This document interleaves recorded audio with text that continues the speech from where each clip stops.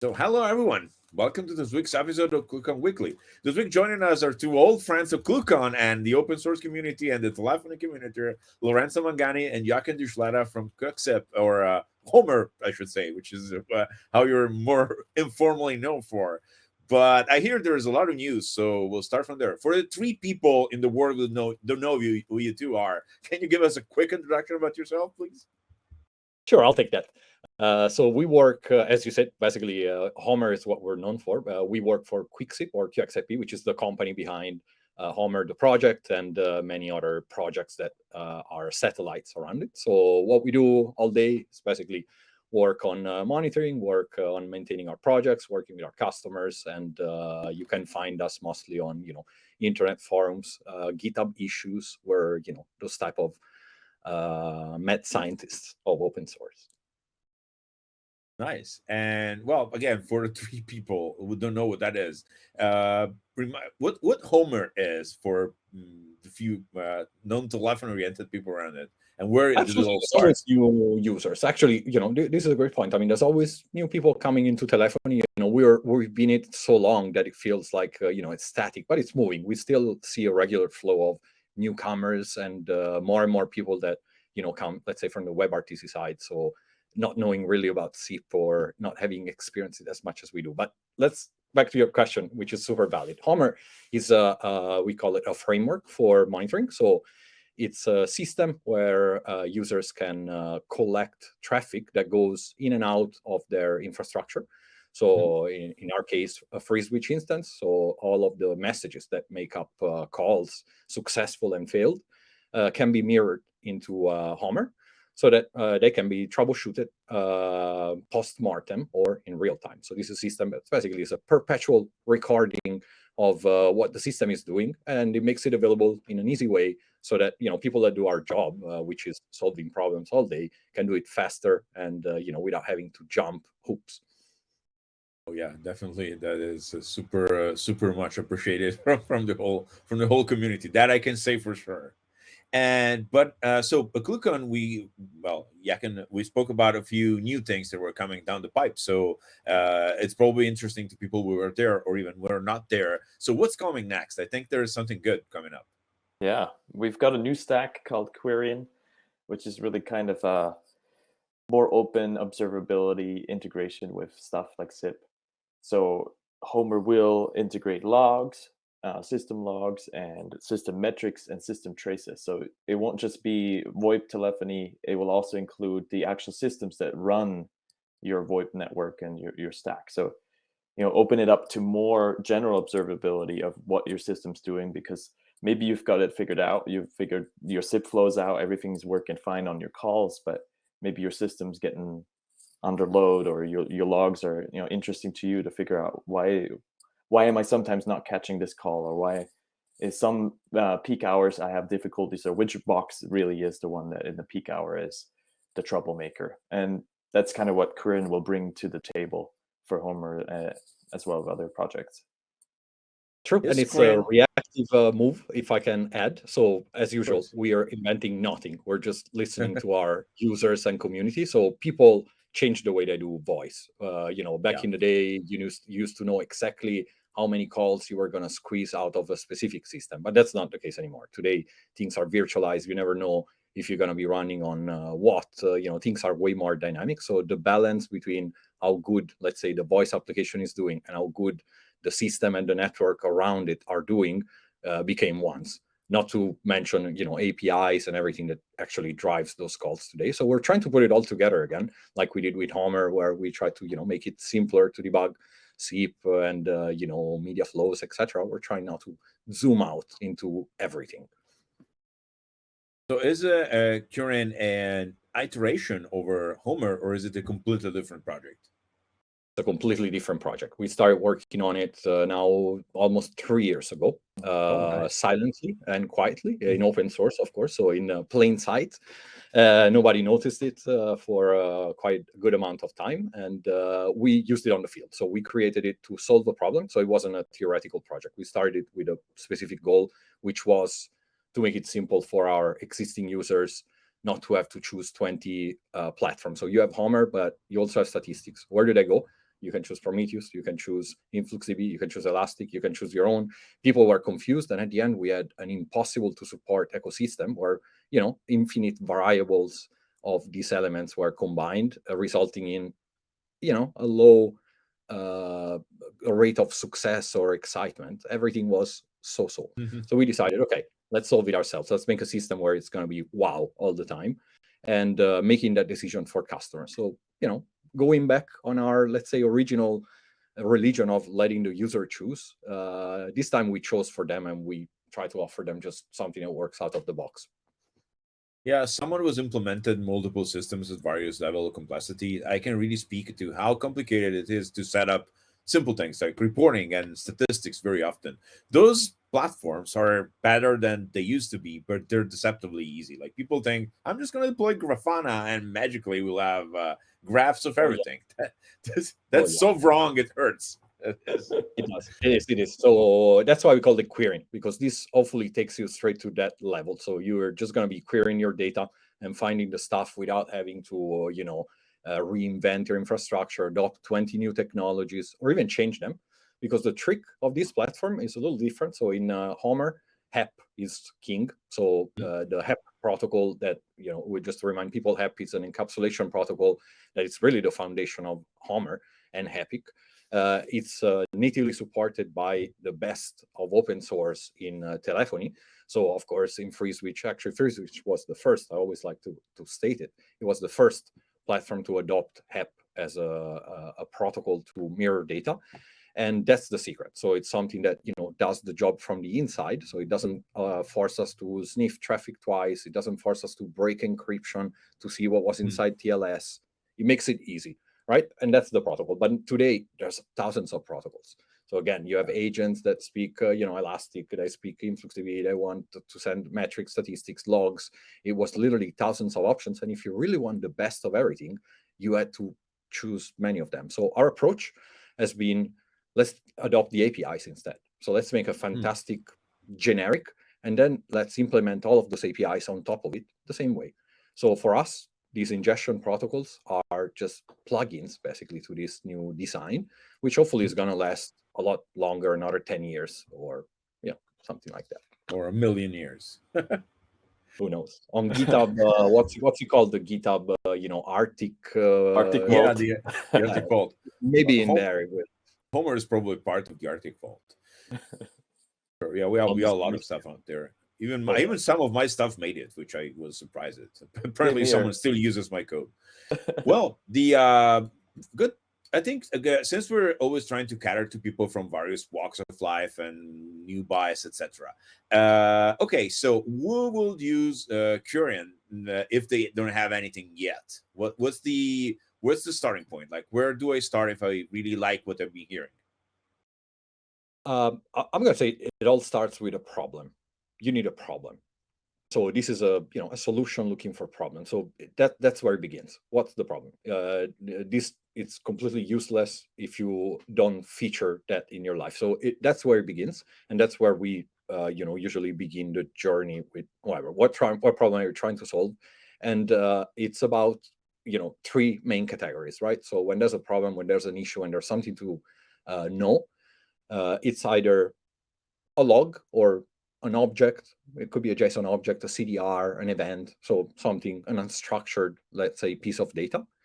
It could be metrics, so time series, or it could be a trace. This is the new thing, right? So inside of the application, on the network, in the ecosystem, or just emitted by anything else that falls in between. So those are the three pillars, let's say, that we switch between.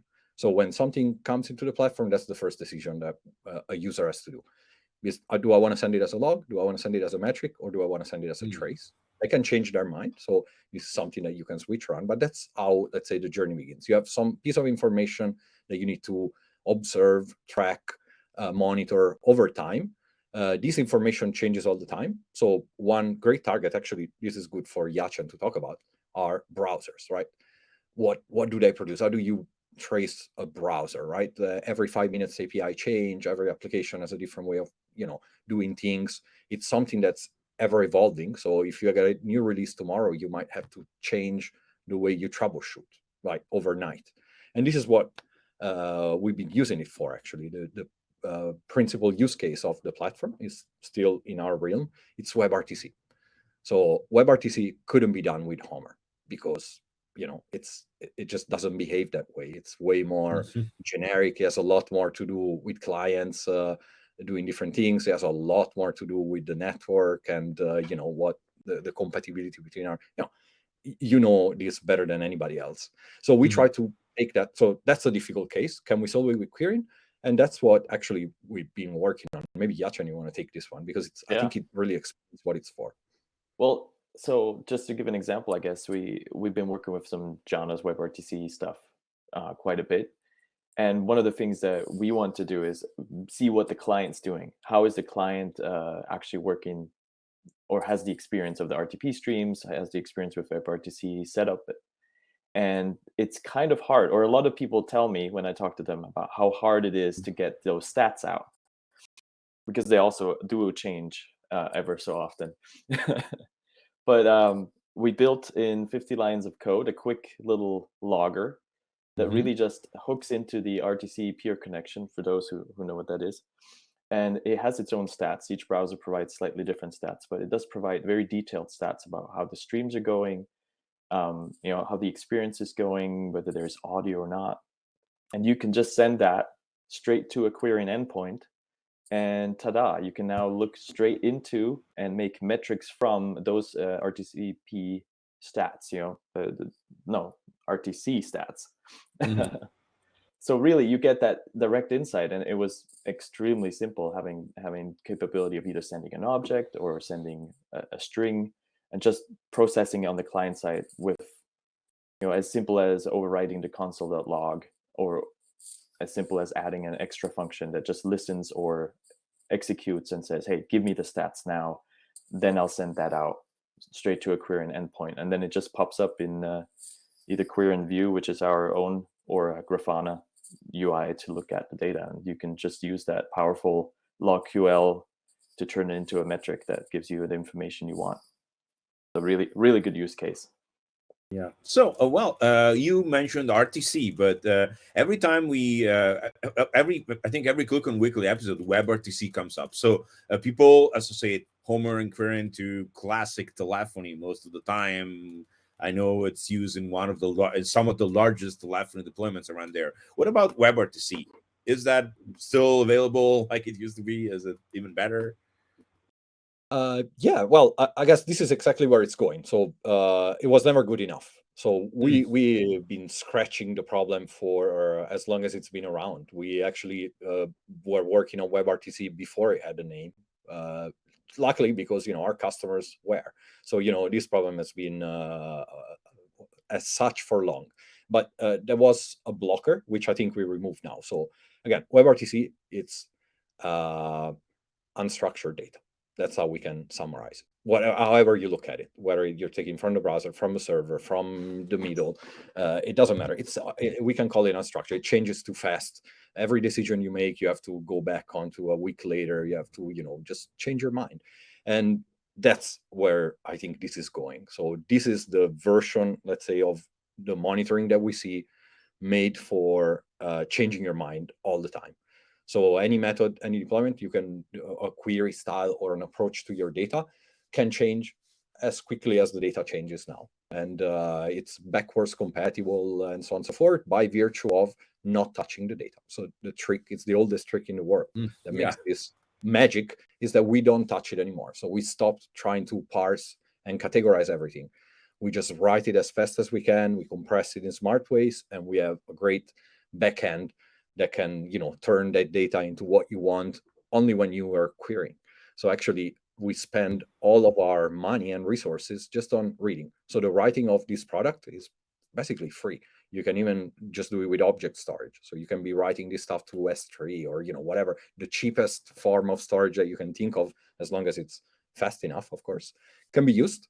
And then on top of it, basically, you are only spending energy and resources on reading that data. And typically in our lifetime, we learned that our customers read about 5% of the data that they write at best.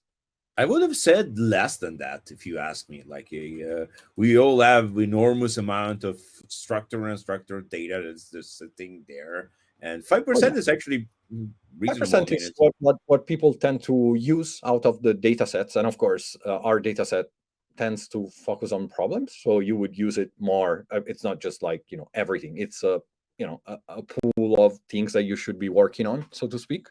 So we could either say that our customers work on 5% of what they should at the time, or that that's as much as it looks. But again, they're paying for 100, and this is also the second problem that we want to solve. On the cloud, we all get you store it. Yeah, I'm missing the word for that's not a bad word, but we're all endangered by the data costs. hoarding. Spinning up services. It's all magic. Everything auto scales, including your credit card bills, and sometimes it gets out of control.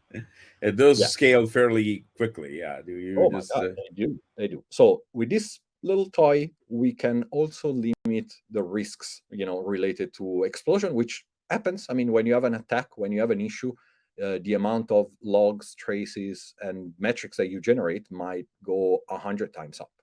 If somebody attacks your network and they start scanning you, well, that's all going to be producing, volume and stuff. So, it's even passively inflicted. It's not just, just because we're growing. That's actually good news, but it could be because, issues amplify themselves. So yeah, we're trying to make a medicine for all of this at the same time. So there's hopefully going to be no difference between opening an application to troubleshoot a WebRTC session or how the server that WebRTC service was running on top of, or the network that was in front of it. That's really, I mean, it's super interesting for a variety of reasons. I really appreciate you mentioning the explosion of data, because that's the real thing. We have, with the signal wire, we had to tackle the same issue a few times already in the almost 5 years of being around. There has been a couple turning points where someone from DevOps just called up and said, hey guys, I think so unless you want to buy a few petabytes of storage, you have to figure out a way to not store all this stuff. So it is it's really super interesting, and I appreciate looking for the solution. Oh yeah, and for us, it seems that tail edge monitoring, is that how it's called? It's going to be part of the solution. So we got to drop what's not interesting. So we're shifting from building a system that just captures and stores everything into building smarter agents that can decide what's interesting. Because quite frankly, that's the 95% of data that we shouldn't even be storing anywhere if we're not needing it. So if we only have a good classifier, let's say, that can decide, like an engineer would, that this is going to be something that somebody might ever be interested into, then we should log, trace it, and measure it. And if it's not, if a session is going great, all I need to know is that it existed. I don't need any level of detail, because nobody will ever look at a good call and say, oh, look how, how beautiful is this RTP statistic when it's at 4.4. It does look nice though when you have it. It does. It does. And it's all green, but it's a color that people are not looking for. They're looking for red, orange. They're looking for help making their services better, their users' experience better. That's what it's for.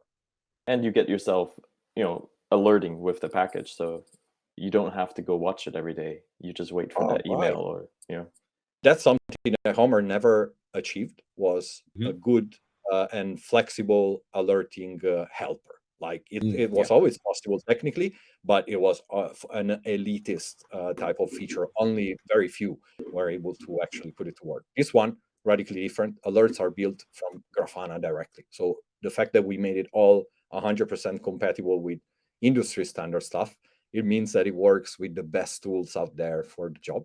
So nowadays, we just look at a chart and we say, oh, look, that's a bad spike. You know what? Let's turn it into an alert. So next time that spike happens, I'm going to get a message on Slack, on my email, on whatever it be, WhatsApp, Signal. They support like 50 delivery methods. So it's not about competing with that. It's just about letting people use the best that the market has to offer. So Grafana, 10 million users per day, it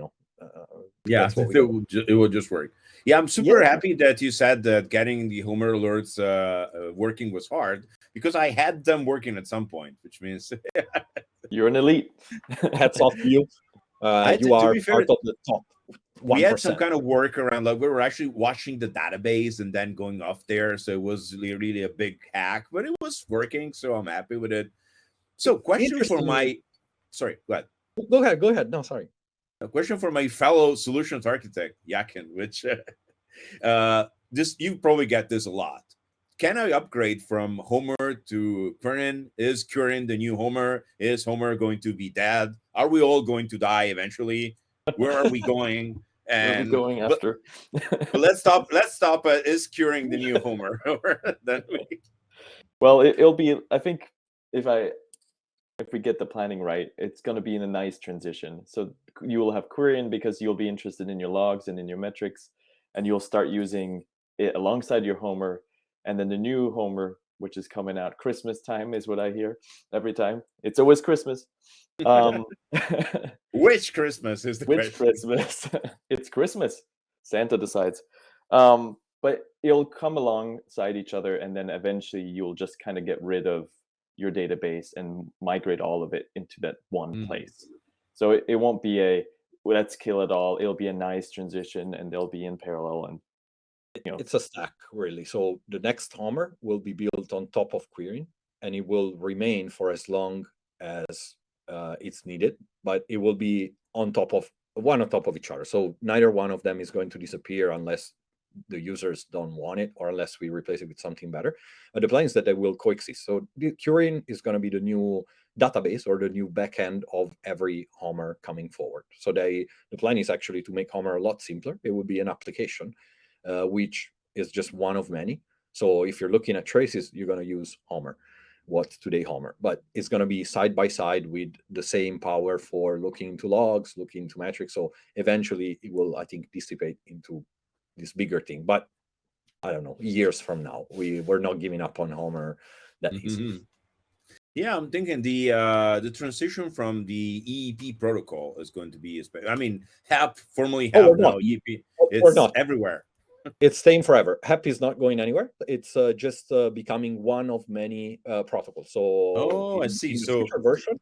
Oh yeah, no. HEP is forever. HEP is forever. Actually, we're evolving. So there's going to be actually a HEP 4 backwards compatible at some point, which is going to allow transporting every observability protocol that QRYN supports. So HEP will continue being useful, backwards compatible all the way back to as long as it goes. It will just be more interesting because now we can index those packets in more ways than we could. So those invites that you send with HEP might just become statistics, and then you discard them, or you might only select a few. So at the ingestion layer of that HEP, now you can make decisions. That's what we were discussing, right? So is this a good thing? Just write a CDR that it was okay as a log, and that's fine. Is this a bad call? Did it go through a bad gateway? Then dump all of the messages. So hopefully this will take that volume down a little bit at the time, together with the confidence of understanding what's important in the user base, which you'll be part of. So your opinion there is going to be important as well once you try it out, or we force you to try it out, whichever one comes first. Yeah, I'm always playing around with Homer and various things. It's something we need to sit down and do properly too. So I think we need to take a look at a couple of things. Yeah, the main thing, this all goes back to the original problem, which is one of our customers calls you, worse even, a customer of our customers calls you and says, I had a bad call. Right. The audio wasn't great. It's all where it comes from. I was just thinking this, like we're all here all because someone in an office somewhere in North Dakota made a phone call to a car dealership, and somehow the call was noisy. So now it's me, you, and Jachen fixing it now. It's so weird, and observability is very, very important, especially, and this is where I was getting. Being able to process the data the proper way allows you to really have a vision of how many calls are actually not going well, quality, or even not connecting, whatever. Because frankly, many times we have gone into the logs and saying, oh, there must be a problem. And then we realize this customer has taken 2 million calls in the last month, and 5 of them at a MOS score below 4.8. So, guys, it's like 5 calls over 2 million. So I don't know, maybe it was just the weather at this point. You can ascribe it to solar wind. It's really just yeah, the there was phases a of the lightning moon. storm. Yeah. Yeah, lightning storm, whatever. You don't know. There's some quantum physics at work. They turn on the CERN accelerator right when you were placing the call. I don't know. So the amount of bad events in a in your network is the important aspect, even more than what they are. Like if you can usually figure out what the problem was without much data. I mean, just sit down and look at it. But the super important part that QRYN fixes and Homer used to fix and still fixes, but QRYN fixes far better, is figuring out how many of those events are happening for your customers and for your customers' customers. Because again, 10% of calls are failing. I don't know. Maybe the service is actually on fire. But if 5 calls out to 2 millions failed, we don't even. I mean, is it even worth investigating? No, it would fall into the pockets of Fanta statistics, and it would only be visible by some weird engineer who's really looking for it at some point. But no, of course, our customers confirm that they care about what impacts their customer base in a way that they can feel. So exceptions, are such. But we also see a new trend of aggressive approach to this. So, in our old days, there used to be a problem, and then the problem would go on until you solve it. Nowadays, with the new infrastructures, as soon as a problem starts to surface, the entire stack that is causing it gets killed, and a new one comes up, and it doesn't have the problem. And sometimes it's hard to capture what happened because the window now between the problem starting and the services being killed is very small.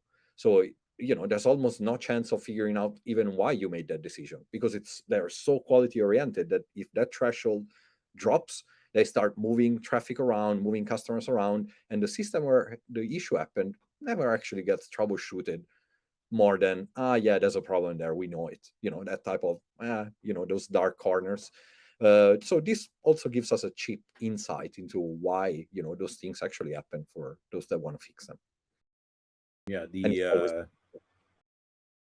again, quality is the most important thing. Plus, again, who's going to call you? The customer who had a bad call, not all the other millions. So that's it's also a matter of sales. So observability within your networks at all levels is super important. Think about call centers. I mean, calling centers for them. I mean, we're thinking normal trunking and exactly the calls to the car dealer and whatever. But there's service calls, with important purposes as well. It's not all just marketing, where that quality might actually, mean, their business or even somebody's safety in some contexts. So, capturing it without breaking the privacy of those calls is really the mission for us. Whether it's calls, logs, APIs, it doesn't matter. So we want to do the job and tell, hey, you have a problem with your customer without outing the customer, without invading their privacy, without recording their voice, without doing any of that. It's just numbers. Safe numbers with no identity is our dream. Let's see if it actually works out. But that's really important to us. Is not to create weapons, because monitoring tools can be turned into weapons in a very easy way if you abuse their purpose. And our tools, if we do the job right, cannot be used this way. And that's why in most of our software we buy intentionally. We do not have handlers for RTP. Other than looking at the headers, making statistics, but we don't dump it. We don't want to be an interception platform like some other monitoring tools are, where just for the sake of saying, this month's quality was good, you just infringe the privacy of tens of thousands of people, and their calls with their mom or with their wife or with their children are now on a system. We don't like that. Super, that's a super important point and something I hadn't thought about, but that's really relevant. Also, to be fair, you don't really care about what was in the call in generally. If you have RTCP and packet loss and whatever, it doesn't really matter. It doesn't. I don't care. It doesn't. We go with the law. So for us, there's only one party that might want this, and that's the police. If they're looking for you. So those are the only interceptions that we have to live with, because they're for public safety. Everything else has no excuse to exist. Although I have one funny story about the one time we had to listen to a call. We have this large customer that does automated calls to restaurants who do not have a website to place orders using a voice chatbot. It's a super advanced project and it's very interesting.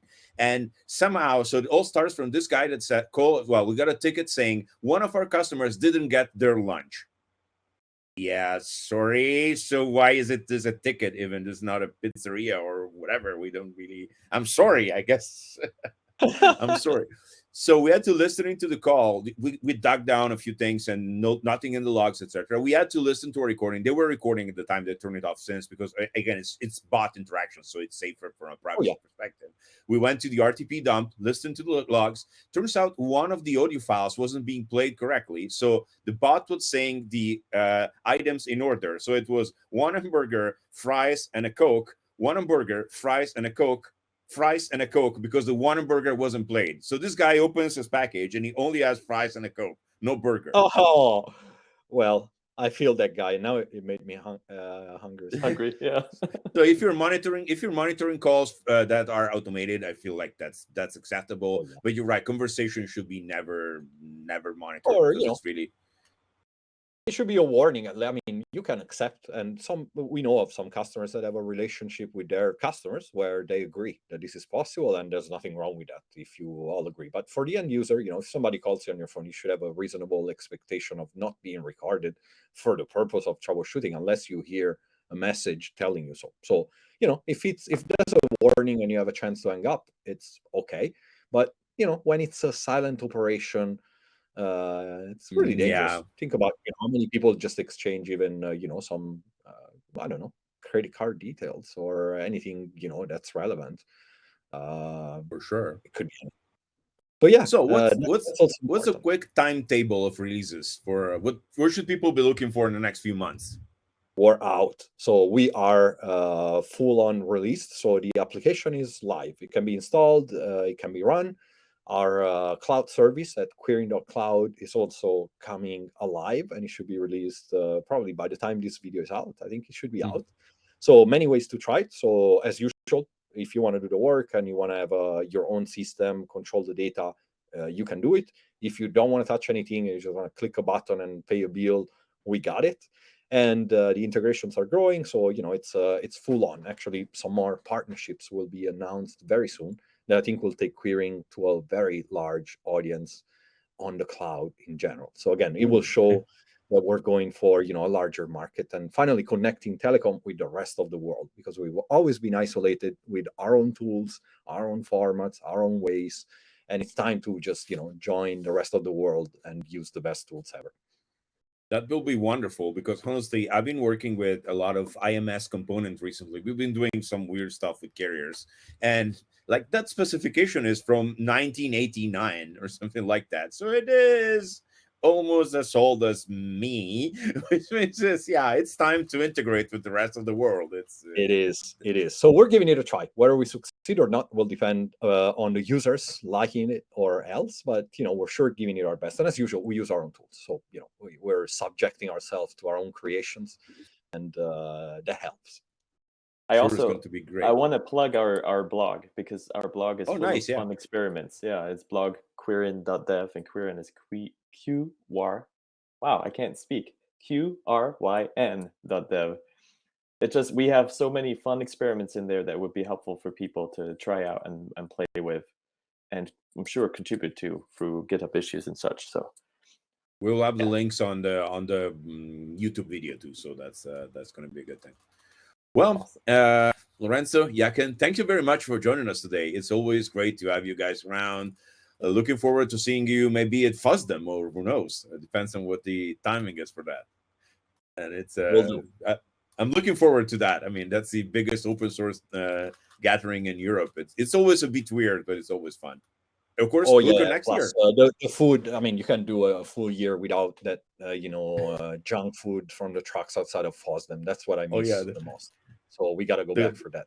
We'll see you there. The cone of fries the size of your head with weird sauce on top. There's just, that's a yearly occurrence. Also, if I ate that more than once a year, I don't know what will happen. So once a year is fine. That also goes for drinking Belgian beer at 9 a.m. is also, once a year thing. It's fine. Cool. Great. Again, we'll see you there, and we'll do exactly. Jachen and Lorenzo, thank you very much for joining us today. Jachen Duschletta and Lorenzo Mangani for QXIP. We went over their new project QRYN.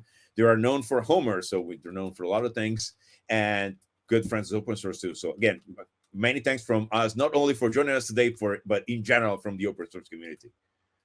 Thank you, Luca. Thank you, Signalfire. Thank you for your switch, and it's always nice to be here.